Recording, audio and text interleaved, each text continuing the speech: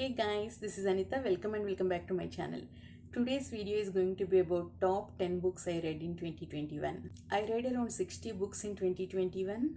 No. In Jan and Feb 2021, I was in India and I read around 12 books in my first language. So that's around 70 books. But the point is I read less than 100 books and I struggled to choose best 10 out of those. I don't know how people who read 200, 300 choose. Not all of these books are 5 stars for me. Sometimes we give 5 stars to a book when we read them and forget about it later. Sometimes we give only 4 and 4.5 stars when we read them but will not be able to forget them. So all the books I included in the list made an impact on me, which I'm going to think about for a long time. Also, I included only one book per series, even though I liked many books in that series. I included 2 non-fiction books in the list.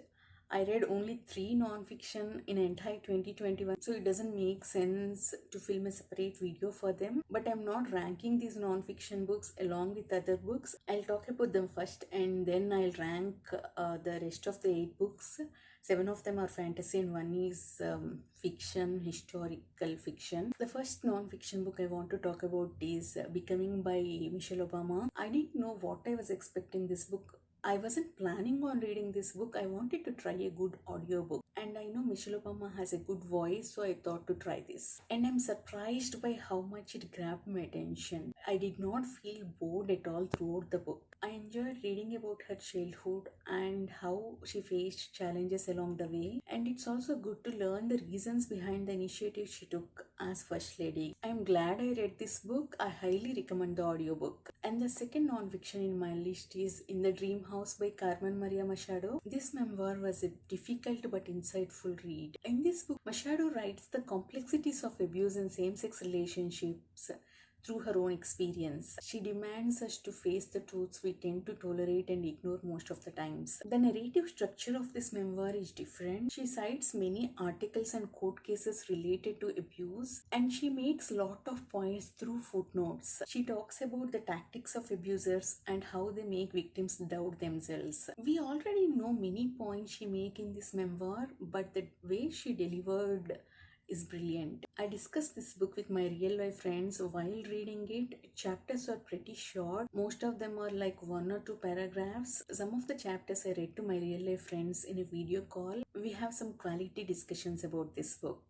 I'll think about it for a long time. I'll rank my next 8 books from 8 to 1. So the 8th best book I read in 2021 is The House in the Cerulean Sea by T.J. Klune. To be honest, I did not like first 70 pages of this book. I did not like the writing and it was very repetitive, but I know it will get better, so I continued with it. If you don't know what this book is about, it follows a case worker, Linus Baker, who works in department in charge of magical youth, which oversees the well-being of children in government-sanctioned orphanages. One day, Linus gets a classified assignment to inspect an orphanage in an island. My experience with this book is completely changed when he reaches the island. I loved every experience in the island. I loved the kids in the orphanage. Every interaction with the kid is either heartwarming or made me laugh. When these kids visit a nearby village, they experience bigotry. I loved how T.J. Klune handled that. This book is about unconditional love, trust and loyalty. I fell in love with these kids. If you want a heartwarming read, pick this up, you will love it. And 7th best book I read in 2021 is Crooked Kingdom by Leigh Bardugo.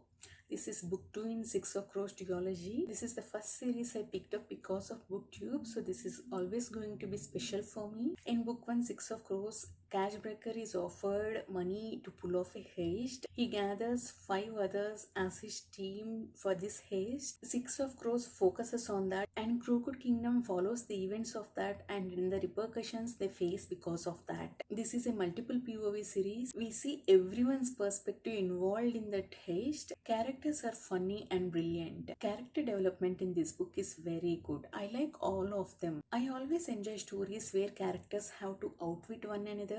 I find them very entertaining. We get that a lot in this book. Lot of times I found myself smiling when I was reading this book. It was an amazing experience. If you are looking for a fast read and good time, pick this up. And the book at 6 in my list is Parable of Savor by Octavia E. Butler. I already talked a lot about this book in my channel. I had a mind blowing experience reading this book and its sequel. The themes explored in this series are so close to reality, they give us a wake up call. Butler explores economic inequality, drugs, debt slavery, and religion in this book. We follow this 15-year-old girl who is ambitious, brave, and solution focused person. Butler chose a perfect main character to tell this difficult story. If you like dystopian stories, don't miss this at all. And number 5 in my list is Fellowship of the Ring by J.R.R. Tolkien. It doesn't need any introduction. This is book 1 in Lord of the Rings. I had wonderful experience reading this book. I did immersion reading along with Andy Serkis' audiobook. I think the audiobook helped me enjoy it more. I enjoyed everything, including Tom Bombadil chapters, and I loved listening to songs,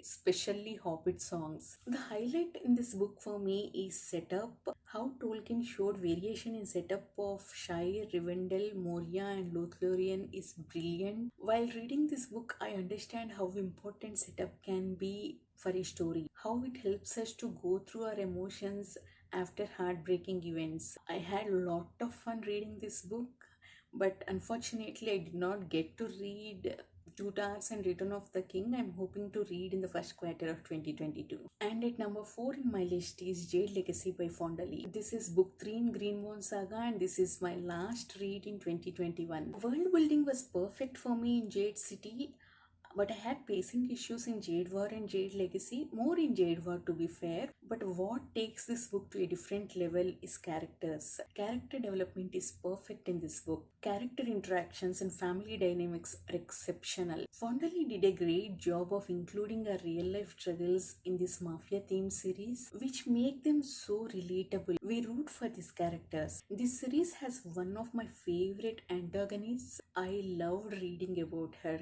Her character and her perfect strategies made this book more enjoyable for me. That's all I wanted to talk about it for now. This is a finale in a series. I don't want to spoil it by talking about it more. If you want an action-packed series, dramatic characters, pick this one. We finally reached the last 3.